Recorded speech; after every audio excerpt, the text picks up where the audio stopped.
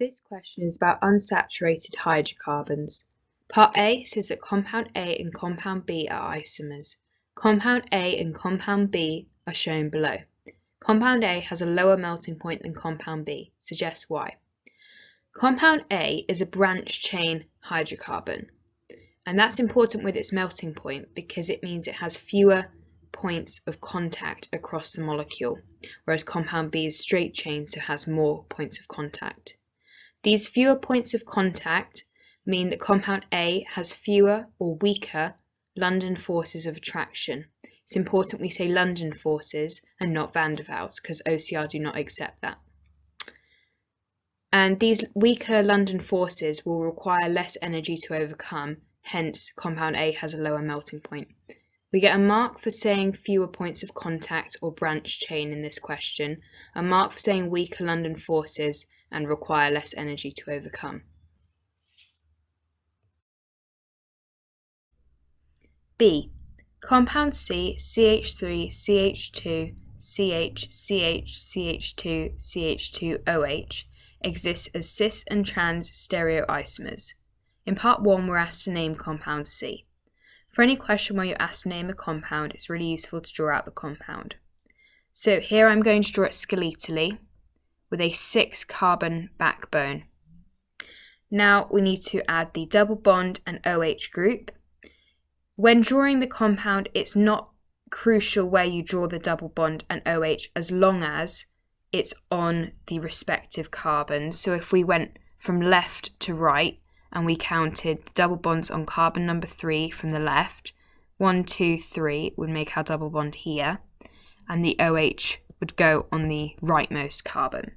However, when naming this compound, we need to number the carbons slightly differently. We would number the rightmost carbon number 1 because that's where the OH group is. And then we would number 2, 3, 4, 5, 6 down the chain. Therefore, when naming the compound, it would be hex because it's a 6-carbon chain, 3 because that's where the double bond is, and N because it's a double bond, we need to show that in the name. 1, ol, because the OH group is on carbon number 1. In part 2, we're asked to define the term stereoisomers. Stereoisomers have the same structural formula, however, they have a different spatial arrangement of atoms. This is a definition that you need to know because it comes up a lot in OCR exams. So for each of these questions, you get a mark for part 1 for writing the full name, and you get the mark in part 2 for writing same structural formula and different spatial arrangement. That gets you the whole mark. You need to have both parts for part 2. Part C. Carbon-carbon double bond group in an alkene contains a pi bond.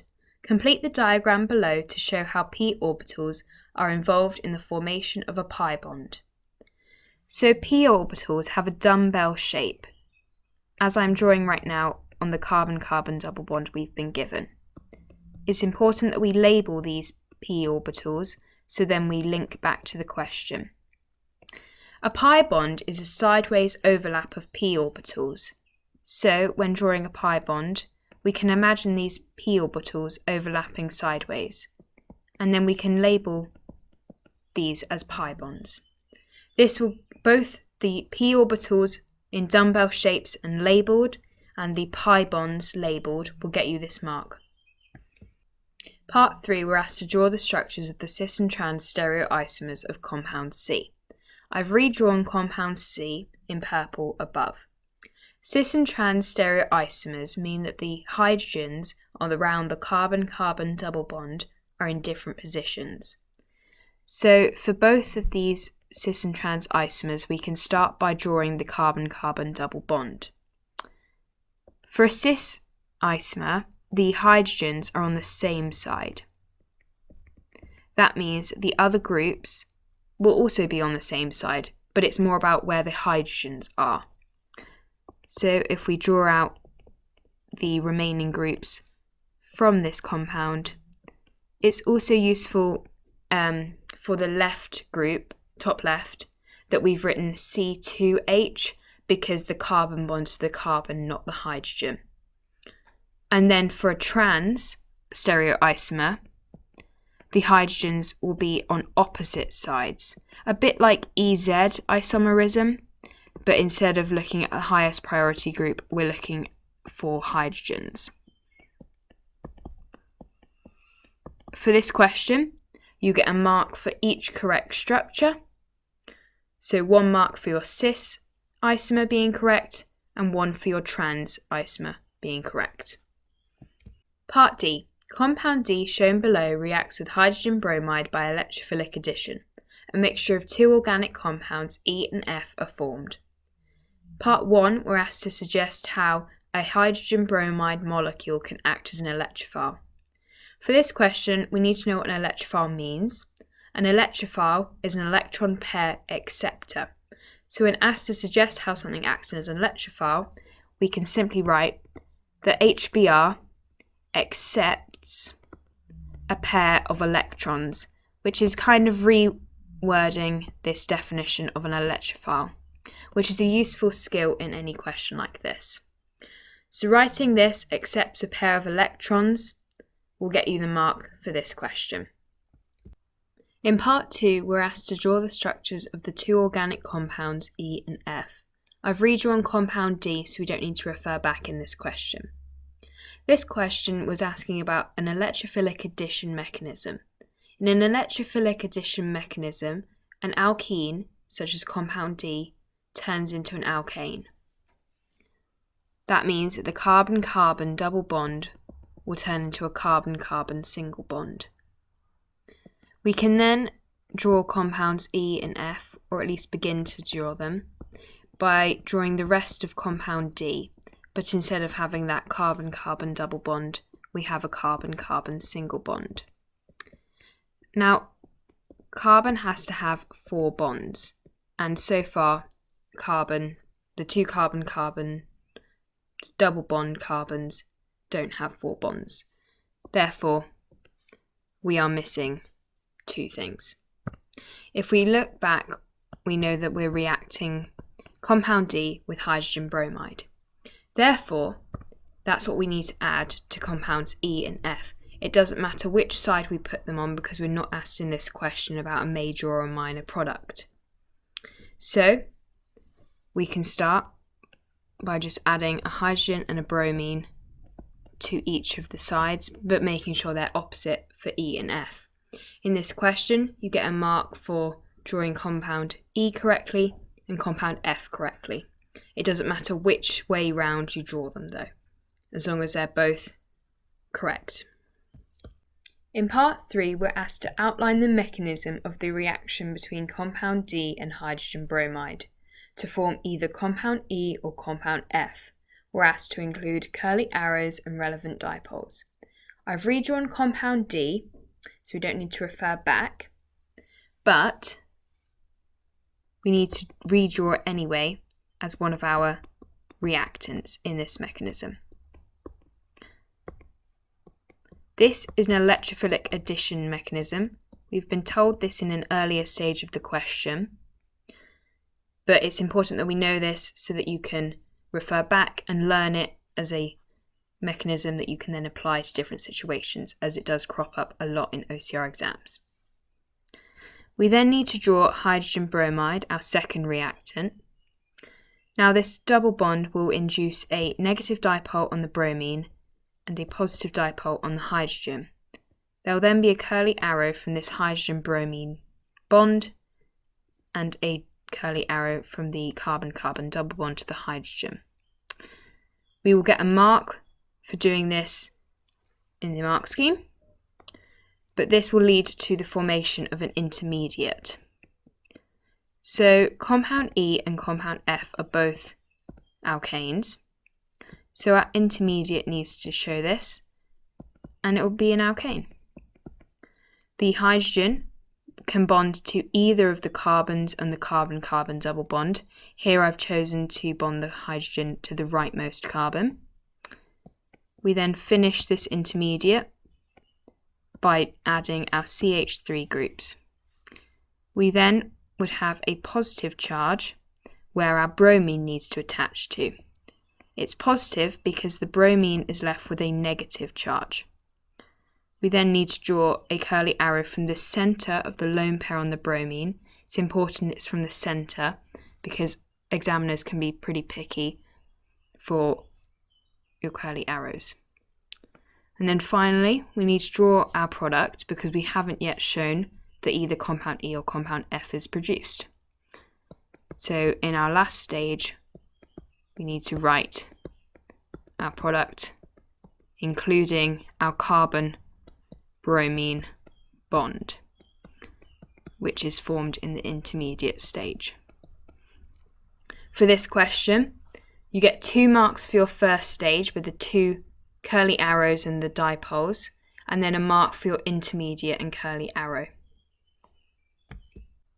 In part 4, we're asked which of E or F is the major organic product. We're asked to explain our answer. A major organic product will have the most stable carbocation intermediate. So looking at compound E and compound F, which I've redrawn skeletally, just because it makes this explanation slightly clearer. For compound E, it's a secondary carbocation intermediate because there are 2 R groups attached, because this would have had the positive charge in the intermediate stage of the mechanism. For compound F, it's a tertiary carbocation intermediate because we have 1, 2, 3 R groups attached where there would have been a positive charge in the mechanism. Therefore, our major organic product is compound F, and it's because it has the most stable carbocation intermediate. Now, this is a definition that you can be asked in just the mechanism stage, and it usually comes up whenever you're asked about electrophilic additions. It's really useful to know this. So writing compound F or naming compound F or E, depending on which way you've written it, and saying that it's the most stable carbocation intermediate, together will get you this mark for this question. In part E, we're told that myrcene, C10H16, is a naturally occurring hydrocarbon containing more than one carbon-carbon double bond. In part 1, we're told that the reaction of 204 milligrams of myrcene with hydrogen gas produces a saturated alkane. We're asked to calculate the volume of hydrogen gas in centimetres cubed and measured at RTP needed for this reaction. We're asked to show our working. So anything RTP and volume of gas, we can use the formula volume over mole vol, which in this case is 24,000 because we want centimetres, will equal the moles of hydrogen gas in the context of this question. So first we need to work out the number of moles of myrcene, and we can do that by taking the mass, converting it to grams by timesing it by, or dividing it by 1,000 times by 10 to the negative 3. Mass over RFM. RFM of myrcene is 10 times 12. RFM means relative formula mass, plus 16. And that will equal 1.5 times 10 to the negative 3 moles. Now we need to look at the molar ratio. We've got 1, 2, 3 double bonds in myrcene, so we need to multiply 1.5 times 10 to the negative 3 by 3, and then multiply this by 24,000, and that will give us 108 centimetres cubed of hydrogen gas. If we then write on the answer line 108, that'll get us our mark for this question. We get a mark for writing the number of moles of myrcene or calculating the number of moles of myrcene, and then a second mark for working out the volume of hydrogen gas. You would get 1 mark for error carried forward if you don't times by 3. But it's important we times by 3 and look at the myrcene molecule because you would have a 1:3 mole ratio. In part 2, we're told that a beta-carotene is a naturally occurring unsaturated hydrocarbon found in carrots. A beta-carotene molecule contains 40 carbon atoms, has 2 rings, and a branched chain. 0.02 moles of beta-carotene reacts with 5.28 decimeters cubed of hydrogen gas to form a saturated hydrocarbon.